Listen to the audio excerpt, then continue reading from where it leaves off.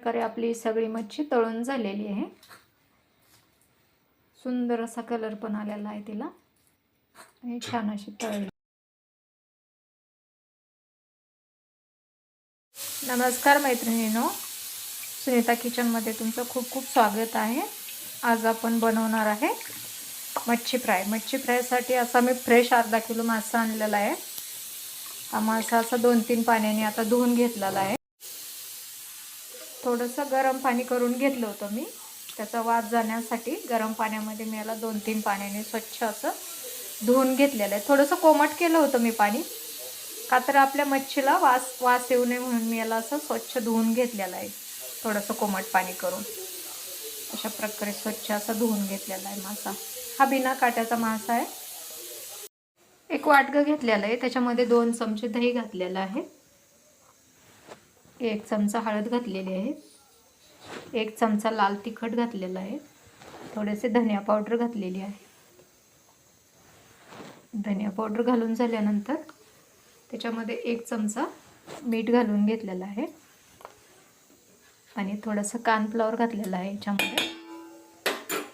आता त्याच्यात आपण घालूया अद्रक लसूण पेस्ट. अद्रक लसूण पेस्ट 1-1.5 चमचा मी अद्रक लसूण पेस्ट घातलेली आहे. त्याच्यामध्ये जाणारा हा गरम मसाला, याची आता आपण पेस्ट करून घेऊ. आपण सर्व मसाला हा चमच्याच्या साहाय्याने एकसारखा करून घेतलेला आहे. आता त्याच्यात घालून घेऊया आपण ही मच्छी. आपण तो मसाला वरून का नाही टाकला की मग त्याला ना हळद मीठ असं पूर्ण लागत नाही, कुठं लागते कुठं लागत नाही, त्यासाठी आपण अशा प्रकारे याला आधी करून घेतलं, नंतर त्याच्यात आपण मच्छी घालून घेतलेली आहे. अशा प्रकारे आपला मसाला सगळा हा मच्छीला लावून झालेला आहे आणि असं चमच्याच्या साहाय्यानेच मी त्याला असं लावून घेतलेला आहे मसाला. आता याला 10 मिनिटासाठी आपण याला मुरत ठेवूया. तेल घालून घेतलेलं आहे, गॅस ऑन केलेला आहे आणि अशा प्रकारे हे तेल आपण गरम करून घेतलेलं आहे. आता आपलं तेल गरम झालेलं आहे. तोपर्यंत आपल्या इकडे 15 मिनिटासाठी मच्छी ठेवली होती, ती पण आपली छान मुरून झालेली आहे. आता आपण त्याला तळून घेणार आहोत. आता मी थोडंसंच तेल कढईमध्ये घातलेलं आहे, कारण 2-2 पीस बसतील असं, कारण हे माशाचं तेल जे असतं ना तळलेलं ते खराब होऊन जातं, म्हणून मी 2-2 पीस तळलेलं एवढंच तेल मी त्याच्यामध्ये घालून घेतलेलं आहे. याला आता आपण रवा लावून घेऊया, असं कोटिंग करून घेऊया रव्याचं आणि असं याच्यामध्ये सोडणार आहोत. 2 बसतील एवढंच तेल मी घेतलेलं आहे आणि आता याला आपण फ्राय करूया. तर एका बाजूला असे फ्राय झालेले सुंदर असे.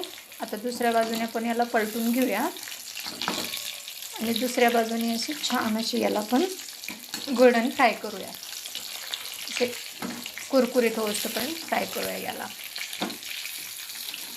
बघू शकता किती सुंदर फ्राय झालेले आहेत.